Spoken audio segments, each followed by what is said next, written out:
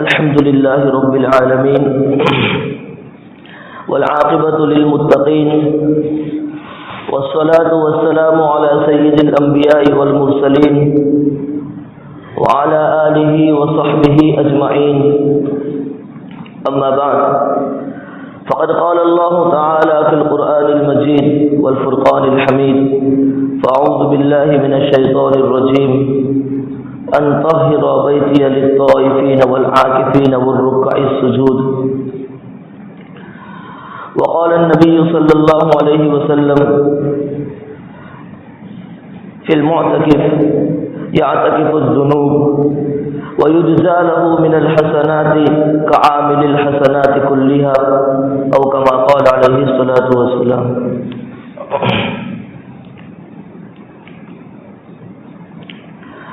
محترم سامعین کرام، حدیث پاک میں اسلام کی بنیاد جن 5 امور کے اوپر شمار فرمائی گئی، بنی الاسلام علی 5 والی حدیث میں، اس میں سے ایک اہم چیز ماہ رمضان کے روزے رکھنا بھی ہے. اس ماہ رمضان کو بڑی فضیلتیں اور برکتیں حاصل ہیں، اور ویسے تو پورا ہی مہینہ بڑی فضیلتوں اور برکتوں کا حامل ہے، بڑی فضیلتوں اور برکتوں کو اپنے اندر لیے ہوئے ہیں. لیکن اس ماہ سیام اور ماہ رمضان کے بھی 3 مختلف حصے ہیں. ہر حصے کی 3 مختلف خصوصیتیں ہیں، اور ہر خصوصیت کا ایک اپنا الگ رنگ ہے. اس ماہ سیام کا ابتدائی حصہ رحمت، درمیانی حصہ مغفرت، اور آخری حصہ آنکھ سے خلاصی کا ہے. پہلا عشرہ رحمت تھا جو گزر گیا. دوسرا عشرہ مغفرت ہے جو اب قریب الختم ہے، اور اب تیسرے عشرے کی آمد ہے، اور تیسرے عشرے کے آنے کا انتظار ہے. جیسے پورے رمضان المبارک کے مہینے کو دوسرے مہینوں کے مقابلے میں فضیلت اور برتری حاصل ہے، ویسے ہی خود ماہ رمضان کے ان 3 عشروں میں سے آخری عشرے کو، جو آپ سے خلاصی کا عشرہ ہے، اس عشرے کو پہلے 2 کے مقابلے میں فضیلت اور برتری حاصل ہے. وہ کس وجہ سے؟ اس لیے کہ آپ صلی اللہ علیہ وسلم کا عمل عشرہ اخیرہ کے اندر پہلے 2 کے مقابلے میں بہت زیادہ بڑھ جاتا تھا. آپ صلی اللہ علیہ وسلم کی عبادت اور طاعت میں انہمام پہلے 2 کے مقابلے میں بہت زیادہ بڑھ جاتی تھی. حضرت عائشہ صدیقہ رضی اللہ عنہا فرماتی ہیں کہ آپ صلی اللہ علیہ وسلم جب عشرہ اخیرہ داخل ہو جاتا تھا تو پھر آپ صلی اللہ علیہ وسلم اس قدر مجاہدہ فرماتے تھے کہ عام دنوں میں اتنا مجاہدہ نہیں فرماتے. خود ام المؤمنین حضرت عائشہ صدیقہ رضی اللہ عنہا کی حدیث سے اس کی مزید تفصیل ملتی ہے کہ مجاہدہ کس نوعیت کا ہوتا تھا. ام المؤمنین حضرت عائشہ صدیقہ رضی اللہ عنہا فرماتی ہیں کہ آپ صلی اللہ علیہ وسلم آخری عشرے کی تمام راتوں کو جاگ کر عبادت میں گزارتے تھے، اپنی کمر کو کس کر عبادت میں مشغول ہو جاتے تھے، اور صرف اتنا ہی نہیں کہ اپنے ذات تک اس عمل کو محدود رکھا، بلکہ اپنے گھر والوں کو بھی عبادت کے لیے جگاتے تھے.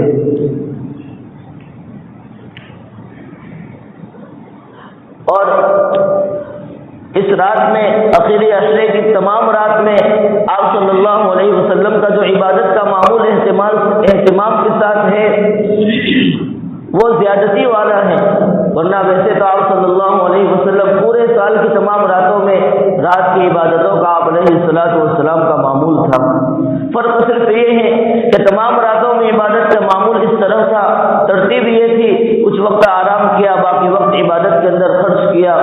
لیکن عشرہ اخیرہ کی تمام راتوں میں عبادت کا معمول اور ترتیب یہ تھی کہ آپ صلی اللہ علیہ وسلم پوری رات عبادتوں کے اندر صرف فرماتے ہیں. اس سے معلوم ہوا کہ عشرہ اخیرہ کا اہتمام عبادتوں کے ساتھ آپ صلی اللہ علیہ وسلم دوسرے عشروں کے مقابلے میں زیادہ فرماتے ہیں. اسی طرح اس عشرۂ عقیرہ کی ایک اور اہم خصوصیت یہ ہے کہ اس میں اعتکاف جیسی عبادت کو مشروع کیا گیا ہے۔ اعتکاف کہتے ہیں عبادت کی نیت سے مسجد میں قیام کرنے کو۔ آپ صلی اللہ علیہ وسلم کا معمول رمضان المبارک کے آخری عشرے میں اعتکاف کرنے کا اہتمام سے تھا۔ آپ صلی اللہ علیہ وسلم اہتمام سے ماہ رمضان کے آخری عشرے کا اعتکاف فرمایا کرتے تھے۔ اعتکاف کیا ہے؟ اس کی حقیقت کیا ہے؟ حضرات علماء کرام فرماتے ہیں کہ چونکہ بندہ دنیاوی مشاغل کے اندر اور اپنی ذاتی اور گھریلو مصروفیات کے اندر مشغول ہوتا ہے، معاشی الجھنوں کے اندر پھنسا ہوا ہوتا ہے، جس کی وجہ سے وہ اپنے مقصد تخلیق کو، اپنے پیدائش کے مقصد یعنی عبادت سے، اللہ کی عبادت سے غافل ہو جاتا ہے۔ اور یہ غفلت اتنی زیادہ ہوتی ہے کہ وہ غفلت اسے دنیا داری کے علاوہ کسی اور چیز کے سوچنے پر اور غور و فکر کرنے کے اوپر آمادہ نہیں ہونے دیتی۔ کسی اور چیز کے سوچنے کا اسے موقع ہی نہیں ملتا اور اسی غفلت کے ساتھ اس کی زندگی چلتی رہتی ہے۔ رفتہ رفتہ وہ غفلت اس قدر زیادہ بڑھ جاتی ہے کہ عبادت کے لیے، نمازوں کے لیے مسجدوں میں آنے اور جانے کے ذریعے یا مختلف عبادتوں کے اندر مشغول ہونے کے باوجود بھی وہ غفلت ختم نہیں ہوتی۔ تو یہ مقام کہ بندہ مومن کے لیے مقام ایسا ہے کہ وہ اپنے مقصد تخلیق اور پیدائش کے مقصد کو یعنی اللہ کی عبادت کو بھول جائے، اس سے غفلت کے اندر پڑ جائے اور اس کے متعلق سوچنے کا بھی اسے موقع نہ ملے۔ ایک ایسا مقام ہے کہ اس پر ایک بندہ مومن کو بہت زیادہ فکر کرنی چاہیے، بہت زیادہ پریشانی ہوتی ہے۔ تو اب اسی غفلت کو دور کرنے کے لیے اپنے مقصد تخلیق اور پیدائش کے مقصد یعنی اللہ کی عبادت کی طرف توجہ کرنے کے لیے اللہ رب العالمین نے جس طرح اور پہلی امتوں کے اندر اعتکاف والی عبادت مشروع تھی، اللہ رب العالمین کی بے پایہ رحمتوں نے آپ صلی اللہ علیہ وسلم کے واسطے سے ان بندہ مومن کی اور ان فکرمند بندوں کی دل کی غفلت کو ختم کرنے کے لیے، ان کی پریشانیوں کو دور کرنے کے لیے ان کے لیے امید کے دیے جلائے اور آپ صلی اللہ علیہ وسلم کے واسطے سے اعتکاف والی عبادت کو مشروع فرمایا کہ بندہ اعتکاف والی عبادت کے اندر آ کر اس غفلت کو ختم کرے اور اپنے مقصد تخلیق کو پہچانے کہ اعتکاف میں بندہ اللہ رب العزت کے در پہ آ کر پڑ جاتا ہے۔ یہ ہے اعتکاف کا مقصد کہ بندہ اپنے مقصد تخلیق کو پہچانے۔ اس کی فضیلت اور اہمیت کیا ہے؟ جیسے دیکھیں کہ پورے ماہ رمضان کی برکتوں اور خصوصیتوں کو، پورے ماہ رمضان کی فضیلتوں کو اگر دیکھا جائے تو اس کا تقاضا تو یہ تھا کہ ماہ رمضان کے ایک ایک لمحے کو اس قدر وصول کیا جائے کہ ایک لمحہ بھی غفلت میں نہ گزرے۔ لیکن دیکھیں اعتکاف کے بغیر ماہ رمضان کی قدردانی میں ایک گنا نقصان اور ایک گنا کوتاہی رہتی ہے۔ جب تک اعتکاف کے ساتھ اس رمضان کو مکمل نہ کیا جائے، اعتکاف والی عبادت کے ساتھ اس ماہ رمضان کو سجایا نہ جائے، تب تک اس ماہ رمضان کی قدردانی کی تکمیل نہیں ہو سکتی۔ وجہ اس کی یہ ہے کہ بندہ چاہے کتنا ہی عبادت گزار کیوں نہ ہو، عبادتوں کا کتنا ہی شوقین کیوں نہ ہو، جب وہ ایک قسم کی عبادت کے اندر مشغول ہوتا ہے، کچھ وقت تک عبادت کے اندر اپنا وقت خرچ کرتا ہے، لیکن فطرت انسانی کا تقاضا یہ ہے کہ وہ اس عبادت سے پھر تھک جاتا ہے، وہ ذہنی سکون چاہتا ہے، وہ جسمانی راحت اور آرام چاہتا ہے۔ جب اس عبادت سے اسے تھکاوٹ محسوس ہوتی ہے، تھوڑی دیر ذہنی سکون حاصل کرنے کے لیے، ذہنی آرام کے لیے اور جسمانی آرام کے لیے وہ اس عبادت کے تسلسل کو موقوف کر دیتا ہے۔ تو جتنا وقت عبادت کے تسلسل سے موقوف رہا، اتنا وقت ماہ رمضان کے لمحات کو، ماہ رمضان کے اوقات کو عبادتوں کے اندر مشغول کرنے کا موقع نہیں ملا۔ جبکہ اعتکاف ایک ایسی عبادت ہے کہ جب بندہ اعتکاف والی عبادت کے اندر مشغول ہو جاتا ہے تو وہ اس کا عبادت والا وقت تو ہے ہی عبادت، اگر وہ عبادت میں نہ رہے بلکہ مسجد میں آنے کے بعد صرف بیٹھا رہے تو اس کا بیٹھنا بھی عبادت کے اندر شمار ہوتا ہے۔ اور صرف بیٹھنا ہی نہیں بلکہ اگر وہ اپنے ذہنی اور اپنے جسمانی آرام کے لیے اگر وہ سو جاتا ہے، لیٹ جاتا ہے تو اس کا سونا بھی عبادت کے اندر شمار کیا جاتا ہے۔ تو گویا 21ویں شب سے لے کر آخر رمضان تک کا پورا وقت اس بندہ معتکف کا ایسا گزرتا ہے کہ ایک لمحہ بھر کے لیے وہ عبادت سے پیچھے نہیں ہٹتا۔ تو اوقات رمضان کی مکمل قدردانی اعتکاف ہی کی شکل میں حاصل ہو سکتی ہے، اور نہ کچھ کوتاہی ضرور باقی رہتی ہے۔ اور صرف اتنا ہی نہیں کہ اعتکاف میں آپ صلی اللہ علیہ وسلم کی سنت کا اتباع ہے، صرف اتنا ہی نہیں کہ اعتکاف میں سارا وقت عبادتوں کے اندر شمار کیا جاتا ہے، عبادتوں کے اندر صرف کیا جاتا ہے، بلکہ ایک قدم آگے بڑھیے۔ حدیث پاک کے اندر آتا ہے کہ آپ صلی اللہ علیہ وسلم نے معتکف کے متعلق فرمایا یعتکف الذنوب، کہ معتکف کو صرف عبادت ہی کا ثواب نہیں ملتا بلکہ معتکف گناہوں سے بھی اپنے آپ کو بچائے رکھتا ہے، معتکف گناہوں سے محفوظ ہوتا ہے۔ اور آگے فرمایا وَيُجْزَى لَهُ مِنَ الْحَسَنَاتِ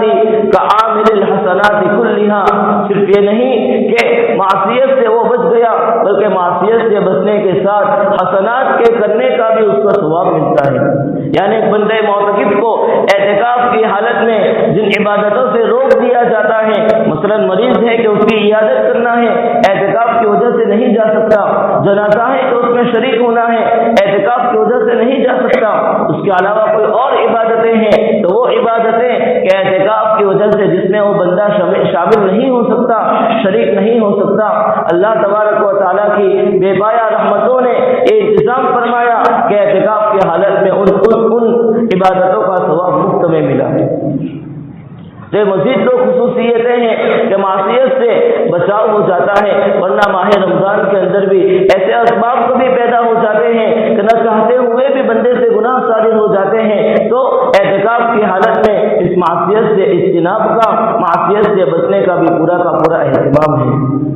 اس کو فرمایا یعتکف الذنوب، وہ معصیت سے دور رہتا ہے، محفوظ رہتا ہے، وَيُجْزَى لَهُ مِنَ الْحَسَنَاتِ كَعَامِلِ الْحَسَنَاتِ كُلِّهَا، کہ دیگر اعمال، نیک اعمال اور عبادتیں کرنے والوں کی طرف اسے بھی مکمل پورا کا پورا ثواب دیا جاتا ہے۔ یہ تو اعتکاف کی چند خصوصیتیں اور فضیلتیں ہیں، اور اس کی ایک بہت بڑی فضیلت یہ بھی ہے کہ اعتکاف صرف امت محمدیہ کے لیے خاص نہیں ہے بلکہ پہلی امتوں کے اندر بھی اعتکاف کی عبادت کی مشروعیت تھی۔ چنانچہ قرآن کریم میں اللہ تبارک و تعالیٰ نے اس چیز کا تذکرہ فرمایا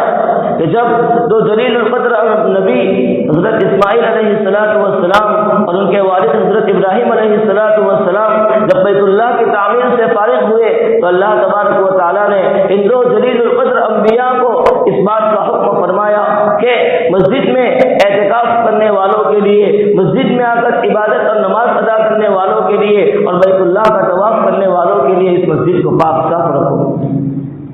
معلوم ہوا کہ جس طرح طواف قرب خداوندی کا ایک ذریعہ ہے، جس طرح نماز قرب خداوندی کا ایک ذریعہ ہے، اسی طرح اعتکاف والی عبادت بھی قرب خداوندی کا ایک بہت بڑا ذریعہ ہے۔ آپ صلی اللہ علیہ وسلم عشرۂ عقیدہ کا اعتکاف فرماتے تھے، لیکن اس کے پیچھے کیا مصلحت اور کیا حکمت تھی، خود روایتوں کے اندر اس چیز کو بیان کیا گیا کہ آپ صلی اللہ علیہ وسلم عشرۂ عقیدہ کا اعتکاف لیلۃ القدر کی تلاش میں فرمایا کرتے تھے۔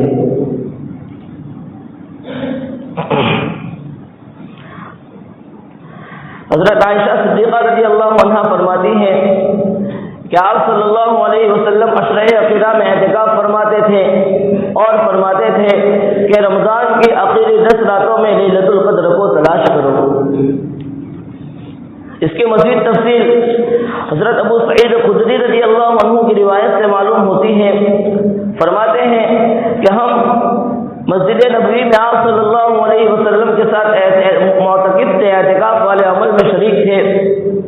آپ صلی اللہ علیہ وسلم نے مکمل پہلے عشرے کا اعتکاف فرمایا، اس کے بعد دوسرے عشرے کا بھی مکمل اعتکاف فرمایا، اور پھر تیسرا عشرہ جب داخل ہونے والا تھا تو آپ صلی اللہ علیہ وسلم نے اپنے اس ترکی خیمے سے سر باہر نکالا جس میں آپ صلی اللہ علیہ وسلم اعتکاف فرما رہے تھے، اور سر باہر نکالنے کے بعد حضرات صحابہ کرام سے فرماتے ہیں کہ دیکھو میں نے پہلے عشرے کا اعتکاف کیا، اسی طرح اس کے بعد دوسرے عشرے کا بھی اعتکاف کیا، اور میری تلاش لیلۃ القدر کے متعلق تھی کہ کسی طرح مجھے شب قدر حاصل ہو جائے، لیکن کسی بتلانے والے نے بتلایا، یعنی فرشتے نے اور حضرت جبرائیل علیہ السلام نے آ کر اس بات کی خبر دی کہ آپ جس چیز کو تلاش کر رہے ہیں یعنی لیلۃ القدر اور شب قدر وہ اور آگے ہیں، یعنی آخری عشرے کے اندر ہے۔ لہذا جو لوگ میرے ساتھ پہلے دو عشرے میں اعتکاف کرتے ہوئے چلے آ رہے ہیں ان کو چاہیے کہ آخری عشرے کا بھی میرے ساتھ اعتکاف کریں۔ تو معلوم یہ ہوا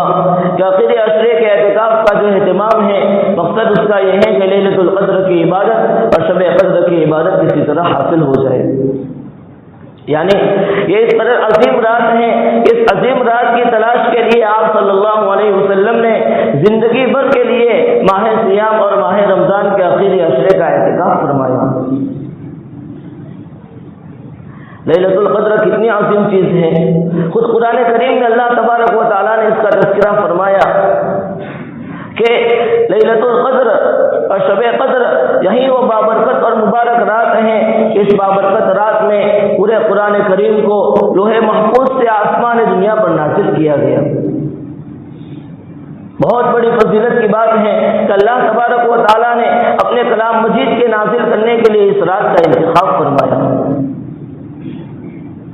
اور پھر مزید اس کی فضیلتیں ذکر فرماتے ہیں کہ لیلۃ القدر کتنی بڑی چیز ہے، لیلۃ القدر خیر من الف شہر، کہ شب قدر اتنی بڑی چیز ہے کہ اس کی عبادت ایسی ہے جیسا کہ 1000 مہینوں سے زیادہ کے 1000 مہینوں سے زائد وقت کو عبادت کے اندر صرف کرنا، یعنی اگر کسی ایک بندہ مومن کو کسی ایک سال میں شب قدر کی عبادت نصیب ہو جائے تو اس نے 1000 مہینوں سے زیادہ وقت کو عبادت کے اندر صرف کیا، اور 1000 مہینوں کا تخمینہ اور اندازہ تقریباً 83 سال ہوتے ہیں، یعنی ایک رات کی عبادت ایسی ہے جیسا کہ کسی شخص نے کسی دوسرے آدمی کی پوری عمر کے برابر اس نے عبادت کے اندر صرف کیا۔ آدمی کی عمر 60 سال 65 سال 70 سال ہوتی ہے، زیادہ سے زیادہ 75 اور 80 سال ہو جاتی ہیں، تو گویا ایک شخص اپنی پیدائش کے پہلے دن سے لے کر اپنی پیدائش کے آخری دن تک عبادتوں کے اندر مشغول رہا، اس بندے مومن کو جتنا ثواب حاصل ہوگا اس شب قدر میں کھڑے ہونے والے بندے کو اتنا زیادہ ثواب ملے گا۔ یہ شب قدر کی دوسری فضیلت۔ تیسری فضیلت یہ ہے تنزل الملائکۃ والروح فیہا باذن ربہم من کل امر، کہ اس لیلۃ القدر کی بابرکت رات میں فرشتوں کا نزول ہوتا ہے، اور اسی کے ساتھ سید الملائکہ حضرت جبرائیل علیہ السلام کا بھی نزول ہوتا ہے، اور پوری رات یہ نزول کا سلسلہ چلتا رہتا ہے۔ تو یہ نزول، فرشتوں کا نزول، یہ بھی رحمتوں اور برکتوں کو اپنے اندر لیے ہوئے ہیں۔ تو لیلۃ القدر کی مختلف فضیلتیں ہیں، ایک تو یہ کہ اس میں قرآن مجید لوح محفوظ سے آسمان دنیا پر اتارا گیا، دوسرا یہ کہ اس کی عبادت 1000 مہینوں کی یعنی 83 سال سے بھی زائد عرصے کی عبادت سے زیادہ ہے، اور اس کے اندر ملائکہ کا نزول ہوتا ہے، تو یہ لیلۃ القدر بڑی فضیلت والی رات ہے۔ اس لیے آپ صلی اللہ علیہ وسلم اس کو تلاش کرنے کے اس قدر اہتمام فرمایا کرتے تھے۔ روایت میں آتا ہے کہ آپ صلی اللہ علیہ وسلم نے فرمایا من قام لیلۃ القدر ایمانا واحتسابا غفر له ما تقدم من ذنبه، کہ جو شخص ایمان کے ساتھ اور ثواب کی نیت کے ساتھ اس رات میں جاگے، اس رات میں عبادت کرے، تو ایسے شخص کے پچھلے تمام گناہ معاف ہو جاتے ہیں۔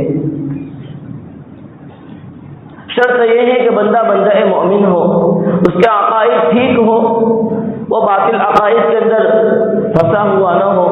عقائد حقہ کے ساتھ ایمان والی حالت میں احتساب کے ساتھ، یعنی بوجھ نہ سمجھے بلکہ خالص اللہ تبارک و تعالیٰ کی رضا کی تلاش میں ثواب کی نیت سے اپنی آخرت کو بنانے کے لیے جو شخص عبادت کے اندر مشغول ہوگا، چاہے عبادت نماز والی ہو، چاہے ذکر اور فکر والی ہو، چاہے دعا والی ہو یا کوئی اور عبادت ہو، جو شخص اس رات کو اس طرح عبادتوں کے ساتھ گزارے گا، ایمان و احتساباً، ایمان بھی ہو اور ثواب کی امید اور ثواب کی امید بھی ہو، جیسے شخص کے پچھلے تمام صغیرہ گناہوں کو معاف کر دیا جاتا ہے۔ تو یہ لیلۃ القدر کی بہت زیادہ فضیلت ہے۔ اسی وجہ سے آپ صلی اللہ علیہ وسلم اس عشرہ اخیرہ کا اعتکاف فرماتے تھے کہ کسی طرح یہ رات مجھے حاصل ہو جائے۔ یہ رات کب ہوتی ہے؟ اس کے متعلق ایک روایت تو حضرت عائشہ صدیقہ رضی اللہ عنہا کی ابھی گزری کہ انہوں نے فرمایا کہ آپ صلی اللہ علیہ وسلم آخری عشرے کا اعتکاف فرماتے تھے اور فرماتے تھے کہ اس آخری عشرے کے اندر لیلۃ القدر کو تلاش کرو۔ بعض روایتوں میں آیا ہے کہ آپ صلی اللہ علیہ وسلم فرماتے ہیں کہ آخری عشرے کی طاق راتوں میں لیلۃ القدر کو تلاش کرو، یعنی طاق راتیں 21، 23، 25، 27 اور 29 ان راتوں میں لیلۃ القدر کو تلاش کرو۔ اور بعض روایات میں 27 کا تذکرہ ملتا ہے۔ بہرحال علماء کرام فرماتے ہیں، حضرات محدثین فرماتے ہیں کہ لیلۃ القدر کے بارے میں جس قدر واقعات، جس قدر روایتیں منقول ہیں، ان تمام کو اگر جمع کیا جائے تو مجموعہ اس بات کا ثابت ہوتا ہے کہ لیلۃ القدر ہر سال منتقل ہوتی رہتی ہے، کبھی ایک رات میں، کبھی دوسری رات میں، متعینہ طریقے پر کسی ایک رات میں نہیں ہوتی۔ لیلۃ القدر منتقل ہوتی رہتی ہے،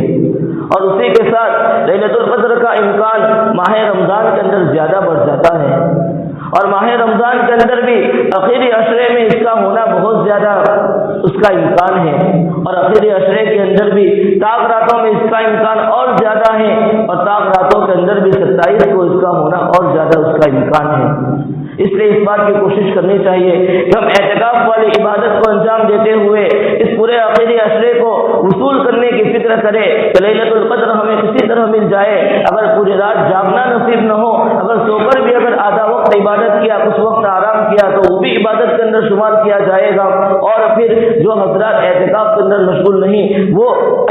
اس آخری عشرے کی راتوں کو عبادت میں صرف کرنے کی بہت زیادہ فکر کرے، پورا عشرہ نہ کر سکے تو طاق راتوں کو کم از کم عبادت میں گزارنے کی فکر کرے۔ دعا ہے کہ اللہ تبارک و تعالی ہم تمام کو اس اخیری عشرے کی عبادت نصیب فرمائے، اور اس اخیری عشرے کو ہمارے لیے آگ سے خلاصی اور جہنم سے نجات کا ذریعہ اور سبب بنائے۔ آمین یا رب العالمین، وآخر دعوانا الحمد للہ رب العالمین۔